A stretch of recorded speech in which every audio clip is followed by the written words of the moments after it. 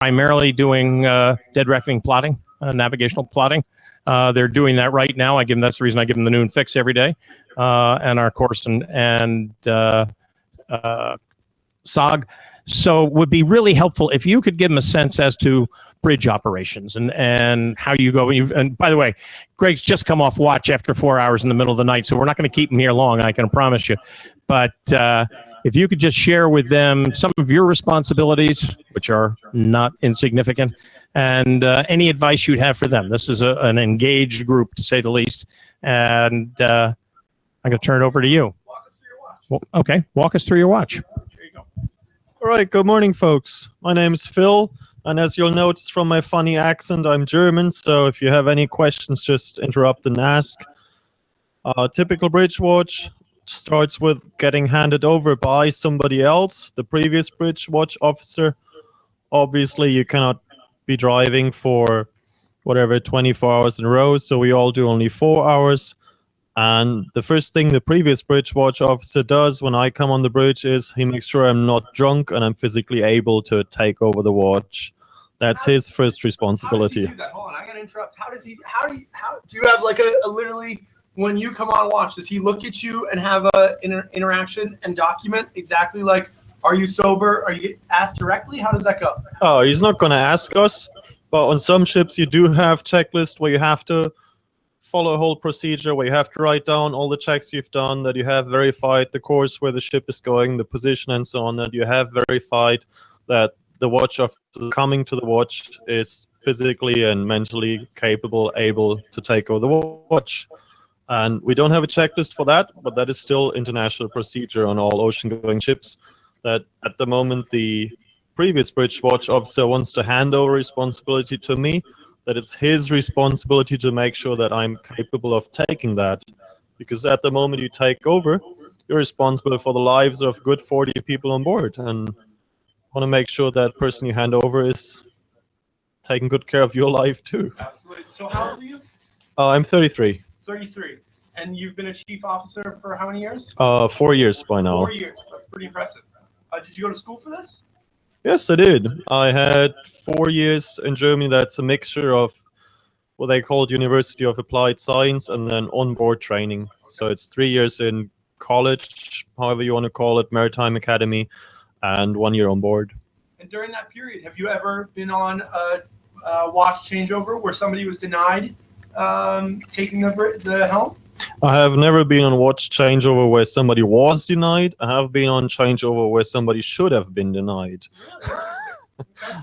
Okay. Okay, so after you go through and you establish that it's now somebody's clear to take over the position of in the bridge, what's your next role in the bridge? First thing you do is you walk through all the instruments you have. You verify position, you verify everything's working, you make sure you're mentally on scene, you have arrived. You know, with the engine, you're looking at temperature, oil pressure. Not necessarily oil pressure, but you look at engines, radars, traffic ground, position of the vessel, position of other vessels, and in our case, especially what's going on in the next 4 hours. Okay. Because we do science ops. We are a bit more diverse in what's going on than cargo ships that pretty much go on a straight line for long periods of time. So right, so you're going to call down to the science control lab. You're going to speak with whoever the chief scientist is on watch. You also make a call to the engine room. Do you speak with the engineers? I generally don't, only if there's anything special, if there's any malfunction or I have been informed on taking over of any unusual circumstances. But generally, as long as we just follow protocol, that's not necessary. And as far as following protocol, we've got some rather large books. You have a set list of protocols that you need to follow. Is that correct? Oh, yeah, that's correct. We have our company standing procedures, then standing orders from the captain, and then, of course, the international regulations. Very good. And so after you've gone through everything, what's your next move? Probably have a tea. Have a tea. You're a tea guy, not coffee, right? Yeah, I'm the tea guy. And what's the most interesting thing about your job? Communication. Navigation is actually very automated these days. Yeah. So nearly everything we have is on a computer. We do still all get trained in dead reckoning, celestial navigation, and the traditional ways of sailing and running a ship. But these days, everything is computerized. That takes a whole lot of work from your shoulders. So the most difficult thing is actually communication. That is phrasing exactly what you want towards other departments, making sure your peers and the people I'm responsible for feel well taken care of, are motivated to take their duty. So along those lines of communication, I know that for me as when I was 16, 17, I think that's communication something that doesn't always come naturally. You sort of, as a 16-year-old guy, you tend to grunt a lot. Like, my dad would ask me, how are you? And I'd be like, fine. What do you think is, as you're now at 32, what's a piece of advice as far as communication that you would have to your 16-year-old self? Knowing that communication is the most important thing in your job, what piece of advice would you give to your 16-year-old self? Well, the best piece of advice is probably to myself, shut up and listen. Remember the same club. Yeah. Important about communication is that you try to put yourself in the other person's shoes, the one who you're talking to and listening to. Because obviously, they aren't stupid either. They have their world, and what they say makes complete sense to them. Doesn't make sense to me, but maybe to them. So I have to somehow get myself into their shoes to understand where they're coming from and why they're saying these things to me, which I like or don't like. And it doesn't mean I have to accept what they say, but means I have to understand it as well as possible from their point of view to then make sense out of it and then maybe offer a better solution or at least understand where they come from instead of just shutting down and saying, this is not my cup of tea, bugger off. And that's going to be difficult with every few weeks a different round of scientists coming on board and trying to achieve different things, whether it would be ROVs or with drones or mapping. That's going to be totally. And not to forget that we typically have between 8 and 12 nationalities on board. All 14, of us, I think, is what we established for this one. All of us having different backgrounds, all of us having different language skills or absence of language skills in my case. And that, of course, makes difference too. Yeah. Somebody may use different words to express the same thing, and he or she may express himself more drastically than he actually wants to, because he comes from a different cultural background and words have a different meaning. English people swear completely different than Americans do. It's true. Does everybody have to speak English on board in order to get hired on board Falkor? Yeah, everybody has to speak and write English. But of course, we do have people who, let's say, a small bunch of Germans clogs together, and then as long as there's nobody else around, they may speak German among themselves or Filipino or wherever they are from. Right. So that happens. But the ship operates. The ship operates in English. So, guys, what questions do you have for Phil? Do you know the 12 different nationalities? Yep, the 12 different nationalities, yep. All right, I'll do my best guesses. Presently, we have German, then we have American, we have Polish, we have Filipino, we have Finnish, we have Bulgarian, Costa Rican, that's absolutely true. Let me think for a second. Your fellow. Yeah, if you count them as nation. Then we have Scottish.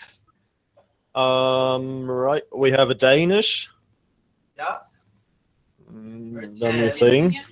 What? Argentinian? Argentinian, yeah, that's true. And Lars is German, right? Yeah. Lars is German, yeah. Oh, Italian. Who's Italian? Lucas. Oh yeah, Lucas, of course. Okay, well, that's 11 out of the. Yeah, we didn't like 12. Yeah. Okay. Yeah. What other questions do you guys have? Have you seen any boats on your watch recently? Any ships? This watch, nothing. We typically operate in pretty remote areas, so on the entire trip, last 2 weeks, I've seen just 4 other ships. And what were those vessels that you saw? 2 fishing vessels, 2 tankers. And what sort of communication did you have with those vessels? Nothing at all. Nothing at all, even from the other. No, they just passed by in a safe distance, and there was no communication whatsoever. Were you able to identify them on AIS? In many cases, you treat targets on radar as if you could see them, although that's legally not correct, but most mariners tend to do so. Guys, why is that not correct? What rule? You have to see them with your eyes. Attaboy. But I don't know the rules, sadly. How about rule 5? Maintain a proper lookout at all times. All right, next question. Have you seen any like animals? The only animals we see presently is bird life Flying fish. and flying fish, yeah, but no marine mammals. Is there a pretty good chance that as we get closer to Hawaii, we may begin to see whale? and This porpoise? this time of the year, I think yes, because winter up in the north, and typically they come down in winter and then go back up around spring to the Pacific Northwest along Canada and Seattle, that region. Given all your traveling and all the work that you've done on vessels in the last 10 years, you were saying, what's sort of the experience that stands out the most to you?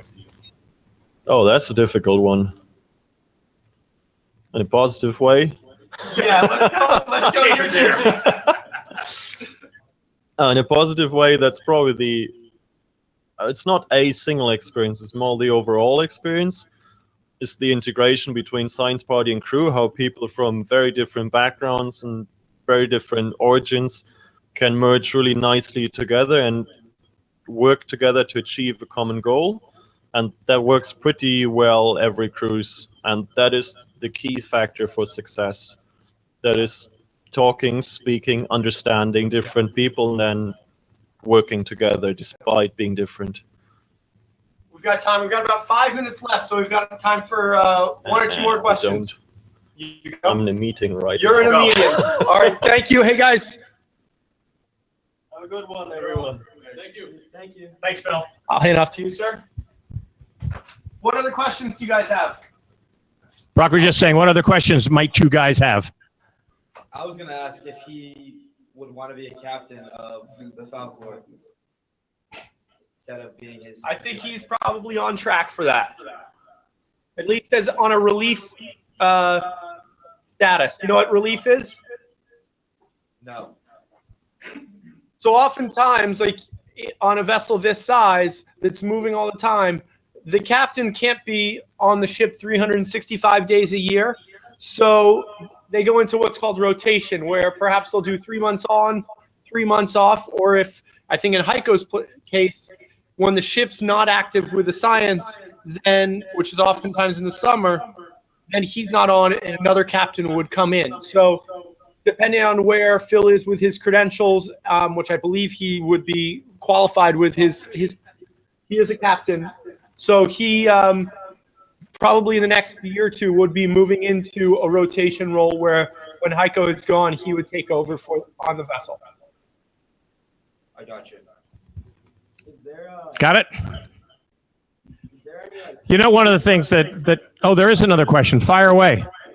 is there like a pecking order? Because he's kind of going from lookout to captain, kind of a big jump. You know what I mean?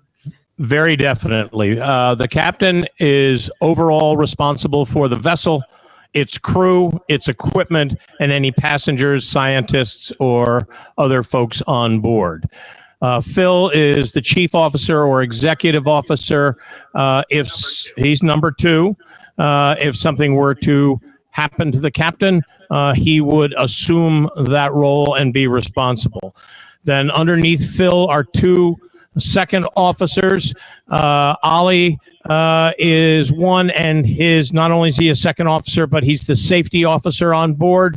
Alan is the other second officer, and Responsible for navigation. that's right. He's responsible for navigation. That's how for the second officers, they usually divide those roles. So one person is in charge of safety, one person is in charge of navigation, and then Phil would be in charge of the deck and crew, and the captain would then oversee all of it. And those are the only 4 people on board that can stand bridge watch, that actually can be in control of the vessel on the bridge. So one of them's up there all the time. For instance, we had asked Phil to join the earlier class, but he was on watch, and you may not leave your watch unless you are relieved. Ollie's coming up behind him, but Ollie didn't get on watch until 8 o'clock our time, which was 17, 18 minutes ago. We have 2 minutes left. Yep. Another question? Just I want to go right below the officers there. There's a chief engineer who's responsible basically for the engines and non-scientific systems on board. That's really the hierarchy with one addition, which would be the purser. And the purser's responsible for all interior, basically life-based needs and supplies. So Lena oversees Greg and Peter in the galley. She oversees the stewardesses who work with Greg and with Peter and also keep this ship as clean as you could possibly imagine. So are there any other questions before we get here to the end? Yeah, this is a random question, but not that you guys would come across any pirates, but if you were in another location and a sketchy group of pirates came outside of you guys, like, what would you guys do?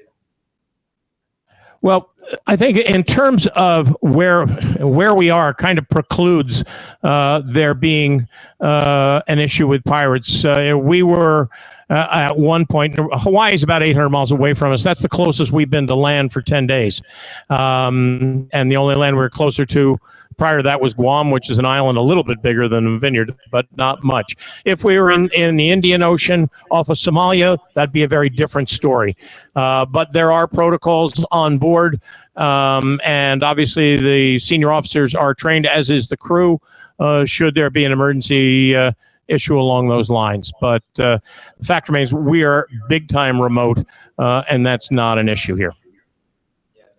If guys, to give you an idea, if we had gone west from Guam and headed into Indonesia, the Malaka Straits here, it certainly becomes an issue. And like my father said, there are protocols in place. Anytime the ship is traveling through a region that has piracy warnings, then the management group would issue them directives as to how they should act in certain situations if another vessel is following them or anything like that. There are protocols in place, not only on the ship, but on the management side to deal with those things. Next question. What's the next mission for Falkor?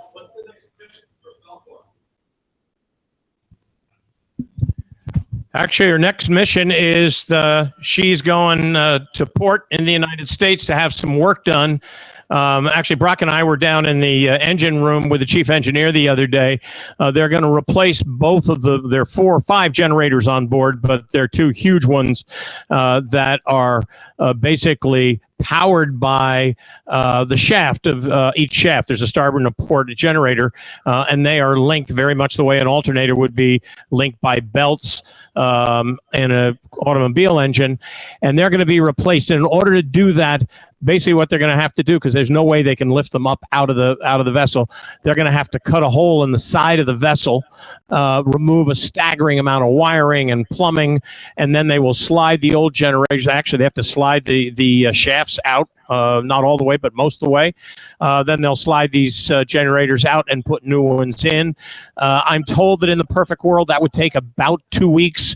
I know the ship is planned for 4 weeks. And then I know she's going to the North Pacific after she's in port there for a month or so, maybe a little bit longer. But that will be the next trip. This ship does not sit still long. She's always on the go. Guys, we're just coming to the end of our allocated satellite time here, so we're going to have to sign off. Can't tell you how much I appreciate the time and the effort Andrew's made to make sure you guys are all shuffled down to the LCR. Obviously, we appreciate what Mr. Dorn, Mr. McGrath have done, because they've really, just like